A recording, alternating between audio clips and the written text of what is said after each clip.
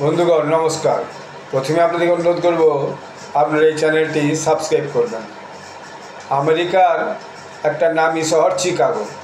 চিকাগো আমাদের ভারতবাসীদের জন্য খুবই পরিচিত নাম, কারণ একটা সময় স্বামী বিবেকানন্দ চিকাগোতে যে, আমরা এখানে শিকাগো বলি, শিকাগোতে যে ধর্মীয় মহাসভা, সেখানে ভারতের যে হিন্দু ধর্ম সেই নিয়ে প্রচার করেছিলেন এবং তিনি সেখানে ভীষণভাবে প্রশংসিত হয়েছিলেন। তাই শিকাগো আমাদের কাছে খুবই পরিচিত নাম। কিন্তু ইদানিংকালে শিকাগোতে কী হয়েছে, ভয়ানকভাবে ক্রাইম বেড়ে গেছে। গতকাল সেখানে একটা ঘটনা ঘটেছে, দেখা যাচ্ছে একজন লোক গাড়ির থেকে নামলো, ড্রাইভিং সিট থেকে নেমে সে পকেট থেকে বন্দুক বার করলো এবং ফটাফট গুলি চালিয়ে সে আবার গাড়িতে চেপে বেরিয়ে গেল। এবং বলা হচ্ছে যে তাতে নাকি 18 জন লোক আহত হয়েছে এবং 4 জন লোক মারা গেছে। তো রাজনীতি তো বাইরে থাকবে না। সঙ্গে সঙ্গে ডোনাল্ড ট্রাম্প সেটাকে নিয়ে বলতে শুরু করে যে আমি এখানে ফেডারেল পুলিশ পাঠাবো, অর্থাৎ যে কেন্দ্রীয় সরকারের বাহিনী, সেই বাহিনী পাঠাবো।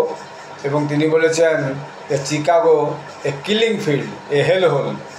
কিন্তু সেখানকার যে গভর্নর, তিনি হচ্ছেন ইলিনয়েসের আন্ডারে পড়ছে চিকাগো। ইলিনয়েসের গভর্নর জে.বি.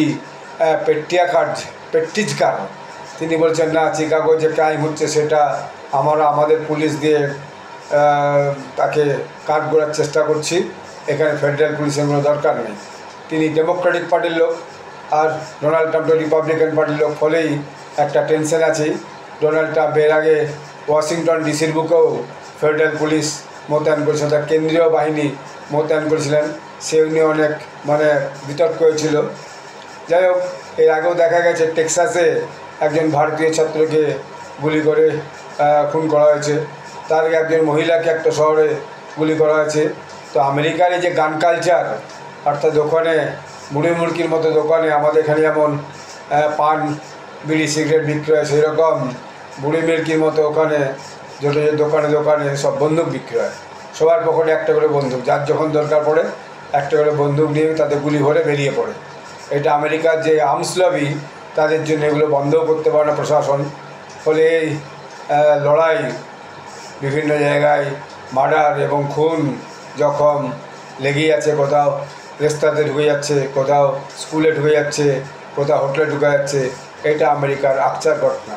তা আমেরিকায় আগামী দিনে কী করে যে শান্তি ফিরবে এবং সুস্থিতি ফিরবে, সেটাই বড় প্রশ্ন। ধন্যবাদ।